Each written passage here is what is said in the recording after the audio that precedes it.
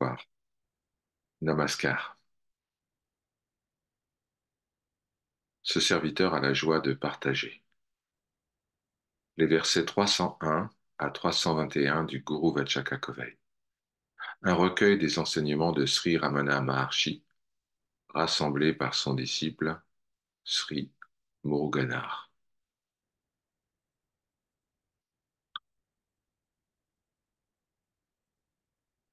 Verset 301.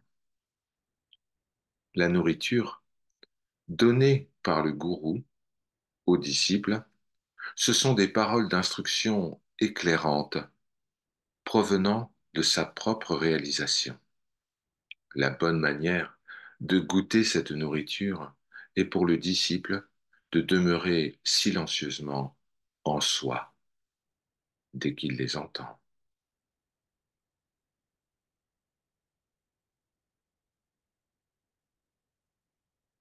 Verset 302.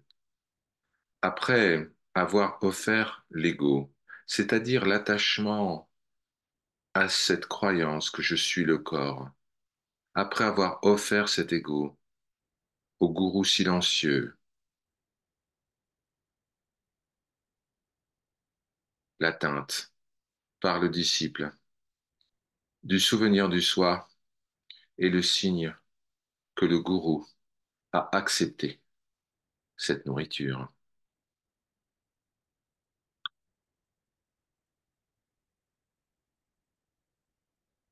Verset 303. Les sages disent que le simple fait, la simple présence sur terre d'un grand sage qui réside toujours en lui-même est elle-même la nourriture suprêmement pure du Seigneur qui enlève tous les péchés du monde.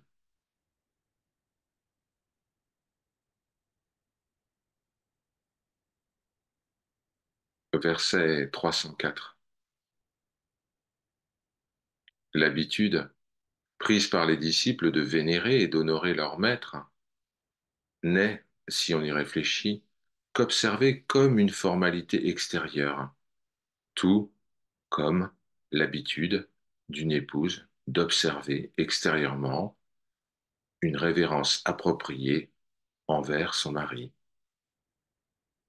En Inde, il est de coutume pour une femme au foyer de rendre un respect formel à son mari en prenant de nombreuses mesures, comme par exemple toujours s'asseoir à un niveau inférieur à lui. En vérité, cependant, tous deux savent que ces actions ne sont que de simples formalités et que, puisqu'ils ne font qu'un dans la vie, personne n'est inférieur ou supérieur à l'autre.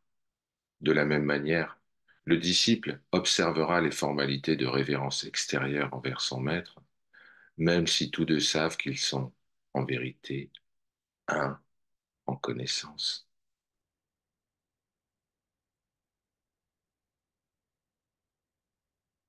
Verset 305.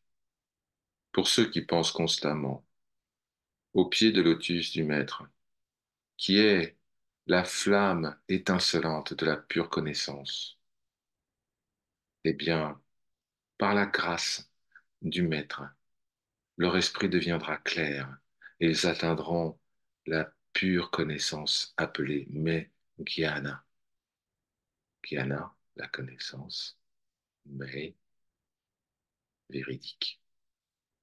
Verset 306. Chez ceux qui ont la chance de s'abandonner aux pieds de leur maître, l'amour suprême, appelé Parabhakti, grandira. D'une telle Parabhakti surgira la pure connaissance, qui brûlera complètement tous les désirs pour ce monde.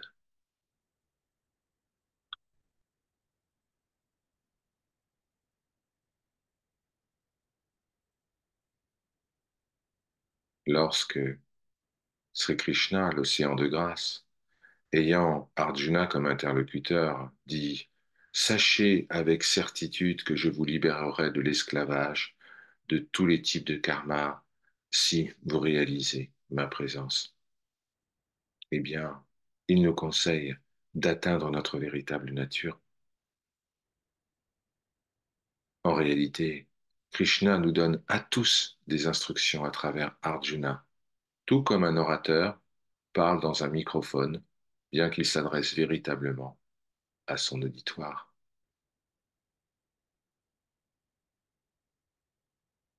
Verset 308. S'abandonner aux pieds du Maître, avec un amour inconditionnel pour lui. C'est ça le véritable mantra. Ce mantra qui détruira tous les penchants et qui accordera la pure connaissance, dans laquelle il n'y aura plus aucune crainte de l'illusion de Maya. Sachez cela.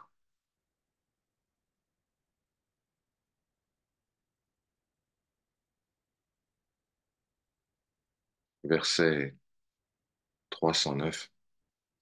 Bien que l'on accomplisse toutes sortes d'adorations envers le Maître, qui n'est autre que Shiva, marchant sur terre, perdant l'ego et se fondant en lui, eh bien, se fondre en lui, supprimer toute idée de séparation entre lui et nous, c'est la meilleure forme d'adoration.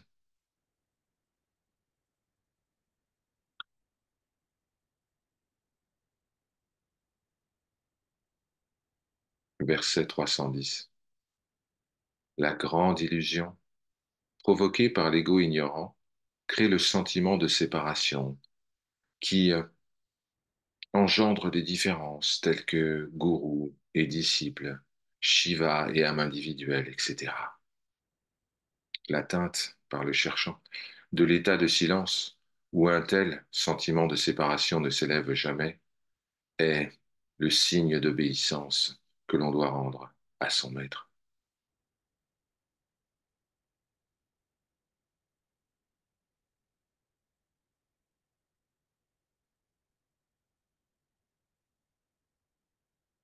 La destruction de la dualité, de la croyance que je suis le disciple et il est le maître, cette destruction étant rendue possible par le grand feu des enseignements du maître, du Seigneur, eh bien, voilà la véritable manière d'adorer le Satguru, le maître authentique. Sachez cela.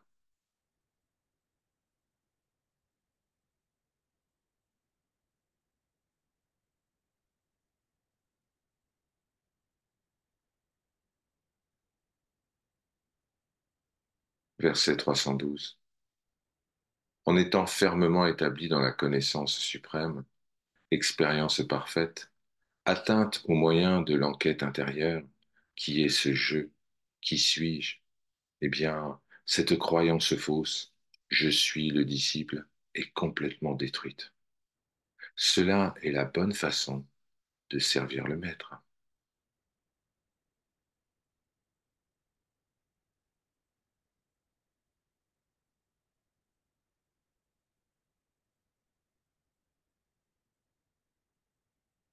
Verset 313.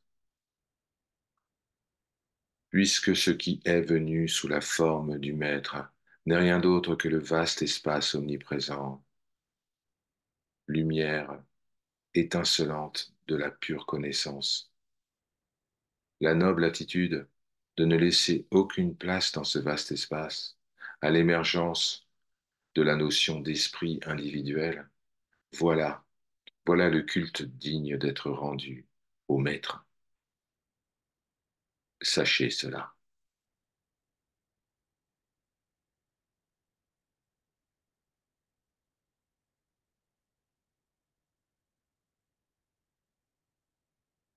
Verset 314.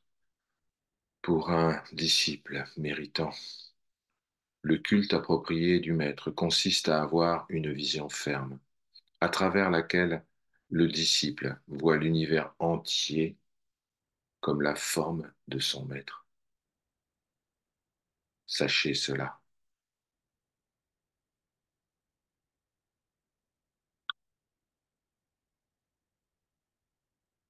Verset 315. La dissolution du bloc de glace appelé ego, je suis ce corps, dans l'océan de la sagesse du Maître, qui brille comme le un bienheureux est le véritable service du Maître. Sachez cela.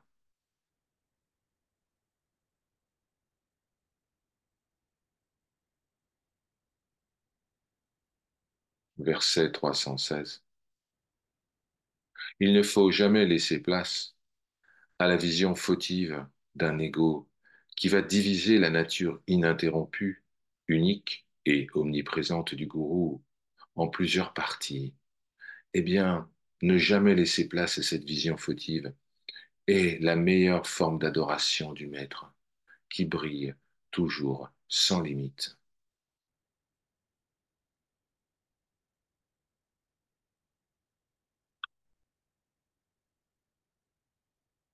Verset 317.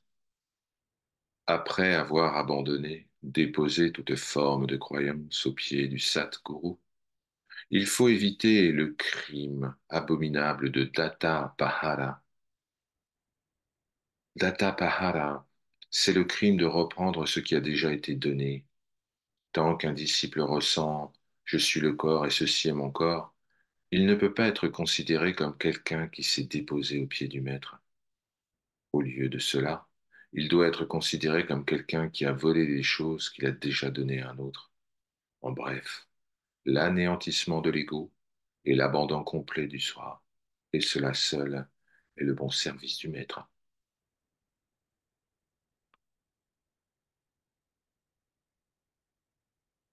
Verset 318.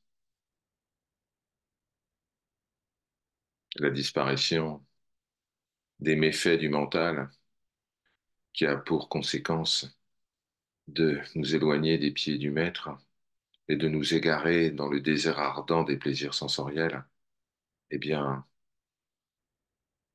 le retour, le retour à la stricte contemplation du pied de lotus du gourou, qui ne sont autres que la connaissance et la dévotion et le culte digne qui doit être rendu au maître.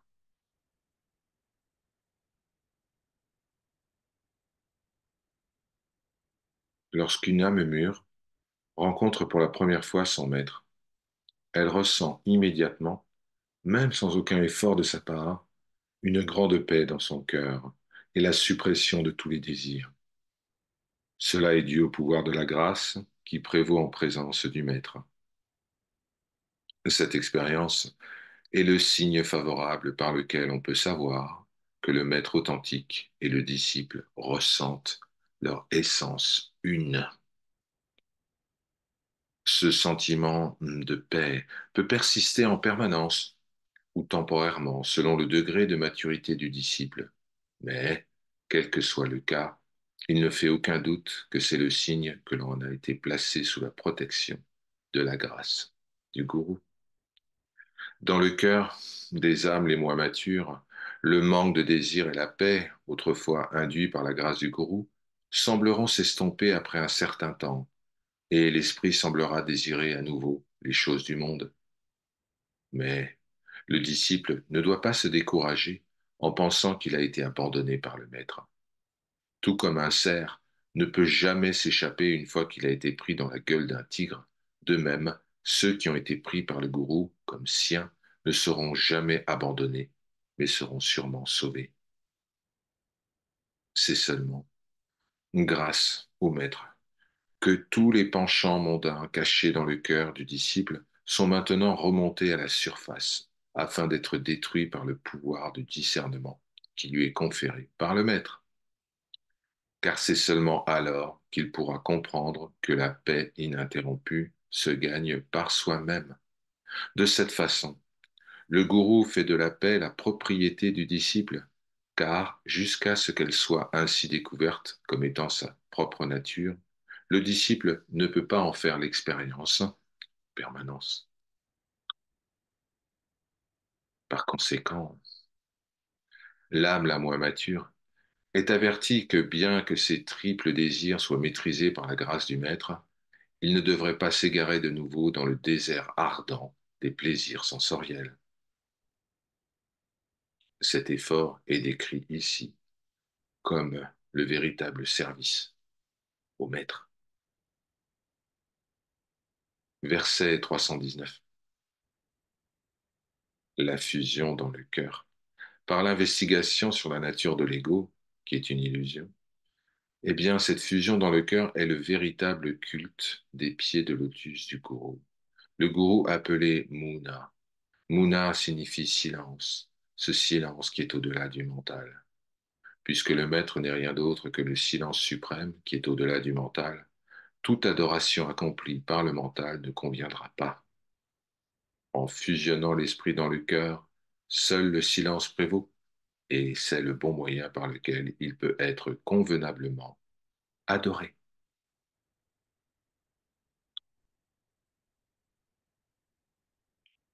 Verset 320.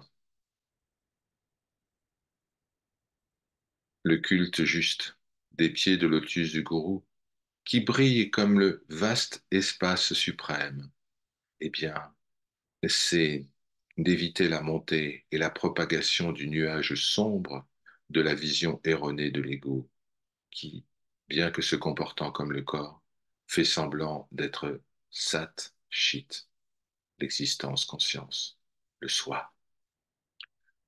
La mauvaise vision de l'ego, décrit ici comme un nuage sombre, consiste à voir une multiplicité de noms et de formes qui sont tous irréels.